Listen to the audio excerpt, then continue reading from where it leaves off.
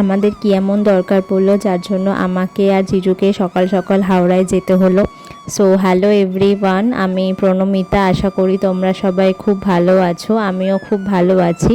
যা গরম পড়েছে তার মধ্যে আমার কদিন ভিডিও আমি ঠিকঠাক করে দিয়ে উঠতে পারিনি, কিন্তু প্রমিস করছি এবার থেকে ডেইলি ভিডিও আসবে। কথা বলতে বলতে আমরা প্রায় চলে এসেছি হাওড়ার কাছাকাছি। হাওড়ায় নেবে এবার আমরা এখান থেকে যাব হচ্ছে ফুল মার্কেটে। 3 জুন ছিল লোকনাথ বাবা তিরোধান উৎসব, সেই জন্য আমি আর জিজু সকাল সকাল হাওড়া মার্কেটে ফুল আনতে চলে গেছি। এত ফুল দেখে যাতে আমি কনফিউজ না হই তার জন্য বাড়ি থেকে অলরেডি আমি একটা লিস্ট বানিয়ে এনেছিলাম।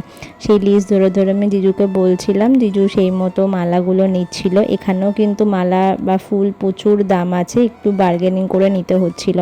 তারপর পদ্ম ফুলের দোকানে এসে পদ্ম ফুলের বাঁশটা দেখে তো আমার তো খুব পছন্দ হয়েছিল, নিতেও ইচ্ছা করছিল, কিন্তু অত পদ্ম ফুল তো আমাদের লাগবে না। তো যেগুলো দরকার সেগুলো আমরা নিয়েছিলাম। লাস্টে শুধু এই মালাটাই বাকি ছিল। এই মালা নেওয়ার পর পুরো তো ব্যাগ গেছে ভর্তি হয়ে।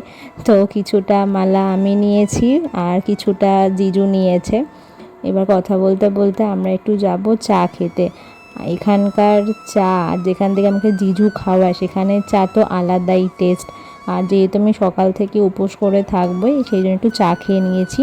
চা খেয়ে বাড়িতে এসেই যে ফুল আর মালাগুলো কিনেছিলাম সেগুলোকে হাওয়ার মধ্যে একটু খুলে রেখে দিয়েছি, আর গাঁদা ফুলের মালা দিয়ে জিজু বাকি ডেকোরেশনটা কমপ্লিট করছে।